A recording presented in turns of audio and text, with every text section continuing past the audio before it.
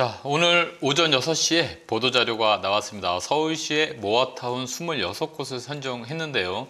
자, 기존에 모아타운 38곳이 있었죠. 그래서 38곳과 지금 발표한 26곳을 합친다라면 총 64곳의 모아타운이 진행될 예정입니다. 그래서 서울시는요, 공공재개발, 신속통합기획, 그리고 모아타운 여러 가지 재개발들이 진행되면서 거의 서울시 전반적으로 대부분 재개발 지역 안에 포함되어 있다라고 볼 수가 있겠습니다. 자, 10월 20일경에 발표한다고 하더니 바로 21일 날 발표를 해서 오늘 여러분들에게 한번 설명해 보도록 하겠습니다. 자, 일단 모아타운에 대해서 말씀을 드려보겠는데요. 자, 모아타운 같은 경우에는 신축과 구축이 혼재된다고 하죠. 보통 일반적인 재개발 지역의 재개발 요건들이 노후도가 상당히 좀 있어야 됩니다. 그래서 보통 30년 이상 된 주택들이 67% 이상 됐을 때 노후도 요건을 맞춘다고 하는데, 이 모아주택, 모아타운 같은 경우는요, 20년 이상 된 건물이 57%만 있어도 되기 때문에 이 일반적인 재개발에 비해서 노후도가 상당히 좀 완화되어 있다. 그래서 신축들이 섞여 있는 곳들도 재개발이 가능하다, 이렇게 보시면 되겠습니다. 그리고 10만 제곱미터 이내의 노후 저층 주거지라고 얘기를 했는데요. 자, 이렇게 10만 제곱미터 이내의 노후 건축물이라고 하는 것이 바로 우리가 재개발이라고 하는 이 부분이 도시 및 주거환경정비법, 일반적으로 도정법이라고 얘기를 하죠. 이 재개발이 보통 10만 제곱미터 이상입니다. 그렇기 때문에 10만 제곱미터 이내의 노후 저층 주거지들을 모아타운으로 진행된다라고 보시면 되겠고요.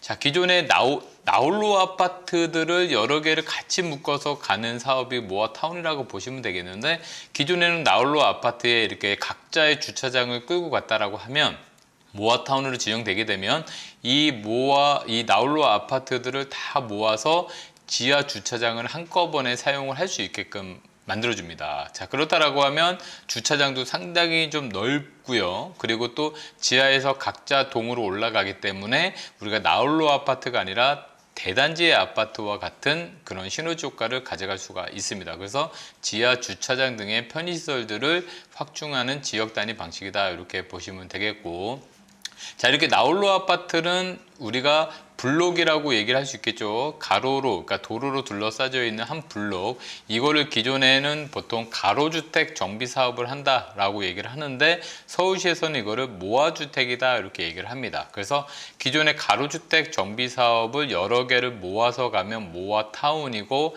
하나만 가면은 이거를 모아주택이나 또는 가로주택, 이렇게 설명을 드릴 수가 있겠습니다. 그래서 지금 서울시에서는 총 26곳을 요번에 선정을 해서 총 64곳이 진행한다, 이렇게 보시면 되겠고요. 요번에는 39곳이 공모를 했는데 그 중에 26곳을 선정을 했다고 합니다. 자, 그래서 26곳을 대충 보면 용산구, 성동구, 그리고 광진구, 자양동, 중랑구, 면목동, 이 면목동 같은 경우에는 최근에 없는 사업이 없죠. 공공재개발, 공공주도, 신속통합기획, 모아타운 여러 개가 다 이렇게 면목동에는 재개발의 완전히 성지라고 볼 수 있을 정도입니다. 성북구 2개, 강북구 번동. 지금 강북구 번동 주변은 모아타운 1호지로서 지금 굉장히 속도가 빠르게 잘 나가고 있고요. 그리고 합정동, 그리고 중동, 그리고 강서구, 화곡동도 지금 기존의 화곡 1동들이 진행이 잘 되고 있습니다. 그리고 구로구, 금천구, 영등포구 등이 진행되고 있고요. 그리고 강북구라든가 노원구도 많이 하고 있습니다. 자, 그리고 은평구도 이런저런 재개발 사업들이 참 많이 진행되고 있고요. 그리고 동작구, 관악구, 강동구, 이렇게 26곳이 지금 진행되고 있습니다. 자, 주로 이제 상습 침수구역이나 이제 개발이 시급한 지역들을 조금 더 빠르게 하기 위해서 소규모 주택 정비 관리 지역으로 지정을 해서 본격적으로 사업에 들어간다고 하는데, 자, 이렇게 하기 위해서 이제 주민 공람이나 또 통합 심의를 다 받아야 되고요. 그리고 또 이렇게 심의 관리 지역으로 지정하기 위해서 서울시에서도 지원을 아끼지 않는다고 합니다. 그래서 보통 개소당 2억 5천 정도에 들어가는 시비를 지원을 해주겠다, 이제 그렇게 나오고 있고요. 자, 이 상황을 본다라고 하면 보통 우리가 100점 만점에, 기본 100점 만점에 점수 중에서 70점 이상이면은 신청이 가능하다, 이렇게 보여집니다. 가점도 있기 때문에 총 110점으로 보셔도 될 것 같고요. 자, 여기에 이제 맞는 지역이 모아타운으로 지정이 된다라고 보시면 되겠습니다. 자, 이렇게 선정위원회에서는 뭐 건축물에 대한 비율이라든가 또는 상습 침수구역, 그 지난번에 비가 와서 상당히 중요한 포인트로 지금 들어왔고요. 그리고 모아주택 집단 추진 여부, 사실 이 모아타운이 되려면 가로주택 정비사업처럼 이렇게 모아주택이 여러 군데가 이미 진행이 좀 되고 있어야 이거를 모아타운으로 묶어서 사업이 좀 원활하게 쉽게 좀 진행이 되기 때문에 그런 부분들이 잘 진행되는 곳을 조금 더 후보지로 지정을 하고 있습니다. 거기에 더불어서 이제 주민 동향이 결국 주민 조합 설립을 위한 어떻게 보면 동의율이겠죠. 보통 우리가 소규모 정비 사업은 조합 설립을 하기 위해서 80%의 동의를 받아야 되기 때문에 10명 중에 8명은 동의를 받아야 됩니다. 그런데 어디 가나 마찬가지지만 재개발에 반대하는 사람들이 상당히 좀 있는데요. 자, 이렇게 도로를 끼고서 있는 블록에서도 이 바깥쪽으로 뭐 상가라든가 또는 다가구처럼 월세를 받고 계시는 분들, 또는 나는 이 지역에서 도저히 떠나갈 수가 없다, 이사도 못 가겠다, 뭐 이런 분들, 이런 동의가 잘 안 나오게 되면 사업이 진도가 잘 안 나갑니다. 그래서 어떤 노후도도 중요하겠지만 이렇게 주민 동의를 잘 받았을 때 사업이 좀 빠르게 진행될 수 있다. 그래서 우리가 투자가 들어갈 때도 이렇게 주민 동의가 잘 나오는 지역이 어떻게 보면 투자의 대상이 될 수 있겠다 보여지게 되겠습니다. 자, 지금 그리고 2만 제곱미터 미만 지역들은 조금 더 다른 방식으로 주민 제한 방식으로 가려고 하는데, 자, 일반적으로 좀 전에 말씀드린 이 나홀로 아파트가 들어가는 이 가로주택 정비 사업 또는 모아주택이 기본적으로 2만 제곱미터 미만입니다. 그래서 이렇게 2만 제곱미터 미만인 지역들은 타운으로 진행되기는 좀 어렵고, 이렇게 주민 제한에 받아서 모아 주택으로 이제 진행될 가능성이 매우 커진다, 이렇게 보시면 되겠고요.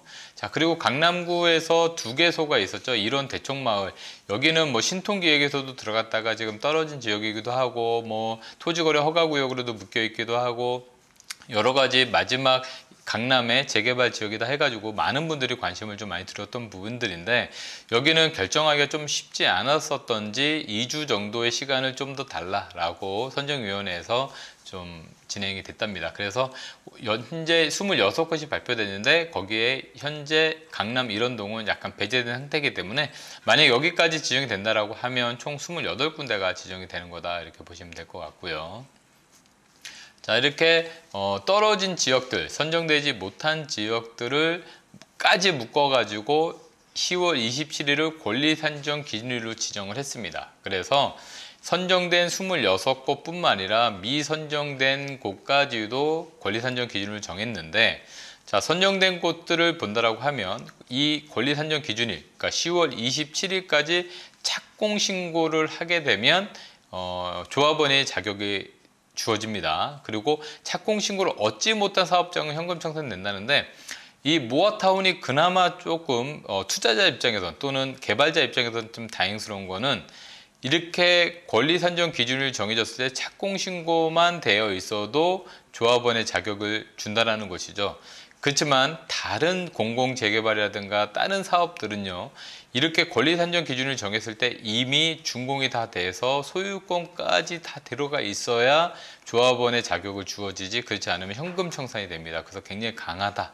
하지만 거기에 비해서 모아타운은 좀 유두리가 있다, 이렇게 보시면 되겠고요. 대신에 조합 설립 전까지는 소유권을 확보해야 됩니다. 소유권을 확보하려면 어떻게 되죠? 준공이 나야 되겠죠. 신축 같은 경우에 착공 신고가 돼 있다 하더라도 조합 설립 전까지는 준공이 나서 소유권을 확보할 수 있어야지만 조합원의 자격을 주어진다. 이때까지 만약에 조합 설립 전까지 소유권 확보하지 못하면 이것도 현금 청산이다. 이렇게 보시면 되겠고요. 자, 이렇게 권리 선정 기준일을 정해놓고 2년 이내에 모아타운이 지정되지 않으면 수립되지 않으면 모아타운의 관리 계획이 수립되지 않으면 권리 산정 기준일은 자동으로 실효가 된다. 이렇게 보시면 되겠습니다. 여기 세 가지가 포인트가 되겠고요. 서울시에서는 이렇게 모아타운 추진을 위해서 빠르게 진행을 하고 있다라고 말씀을 드리겠습니다. 자, 26군데 지역을 한번 살펴본다라고 하면 원효로 사가입니다. 용산구 원효로 사가인데, 자, 이 지역 같은 경우에는 예전에 저희가 유튜브에서도 한번 촬영을 했었고요. 그리고 또 블로그에서도 많이 말씀을 드렸었는데, 기존에 요 3개 구역으로 나눠서 진행을 하고 있다. 여기는 주민 동의가 상당히 좀 잘 나오는 편입니다. 그렇기 때문에 많은 분들이 용산에 투자하고 싶은데 찾다가 이 모아타운을 바라보기도 하시는데, 여기는 투자 금액이 좀 비싸죠. 보통 용산 같은 경우에도 빌라 같은 경우에 뭐 6억, 7억 그 정도는 충분히 또 하고 있습니다. 그렇기 때문에 투자 금액도 대략 한 4억 정도 이렇게 된다고 보시면 되겠고요. 자, 은봉동 같은 경우에는 위로는 행당동, 왕십리, 그리고 은봉역 이렇게 그 주변으로 형성되어 있는 은봉동 이렇게 보시면 되겠고, 저 광진구 자양동 같은 경우에는 성수동과 인접해 있어서 계속적으로 개발이 될 거다라고 말들이 상당히 좀 많았던 그런 동네이기도 하죠. 그리고 또 면목동은 뭐 여러 가지 공공 재개발뿐만 아니라 기존의 모아타운도 많이 진행되고 있고, 공공 재개발 신속 통합기획 여러 군데 재개발들이 상당히 좀 많이 진행되고 있습니다. 자, 그리고 또 번동 같은 경우에 지금 시범지역으로서 추진이 굉장히 잘 되고 있는 그런 번동인데, 그 번동 주변에 또 하나의 모아타운 후보지가 지금 진행이 됐고요. 동네가 원래 잘 되면은 거기 덩달아서 같이 또 주민들도 같이 이렇게 동의율이 상당히 좀 잘 올라가는 모습도 볼 수가 있겠습니다. 자, 그리고 강북구, 노원구, 그리고 은평구 이렇게 약간은 서울에서 외곽 지역들이 모아타운으로 진행이 잘 되고 있다라고 보시면 좋을 것 같고요. 마포구 합정동이 눈에 좀 띄죠. 마포구 합정동은 2호선과 6호선 환승역인데, 여기가 바로 절투산 성지 바로 앞쪽에 사실 여기에 1층 주거 전용 주거 지역이 상당히 많았었습니다. 그렇기 때문에 과연 개발이 되겠느냐 여러 가지 그런 말들이 많았었는데, 이번에 모아타운으로 형성되면서 개발이 된다라고 하면 한강 조망이 가능하기 때문에 상당히 좋은 지역입니다. 한강 조망 가능하죠. 당연히 발전소가 공원화돼서 공원 부지가 있죠. 그리고 또 자가용 이용하시면 상당히 좋죠. 지하철 2호선, 6호선 환승역이죠. 뭐 굉장히 좋은 지역으로 보여지고요. 그리고 마포구 중동, 여기는 상암 월드컵 경기장 주변입니다. 그리고 강서구 공항동, 최근에 강서구도 상당히 좀 모아타운에 대해서 굉장히 열심히 하는 모습들을 볼 수가 있겠습니다. 그래서 공항동과 화곡동, 화곡 1동이 되게 잘 되고 있는데 화곡 6동도 지금 진행되고 있고, 구로구, 금천구 두 군데 발표됐고요. 영등포구와 그리고 동작구, 노량진과 사당, 그리고 마지막으로 관악구와 강동구, 천호동. 천호동도 상당히 좀 넓은 면적입니다.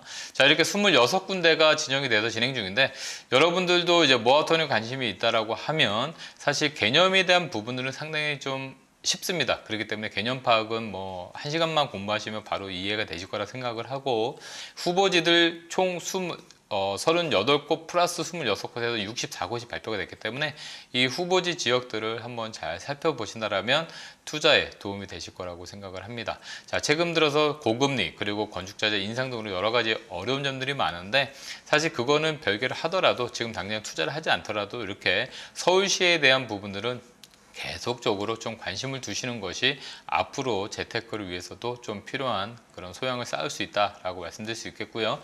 자, 이렇게 서울시에 대한 부분들을 조금 더 자세히 같이 공부하면서 앞으로의 스킬을 조금 더 높여가는 시간 됐으면 좋겠습니다.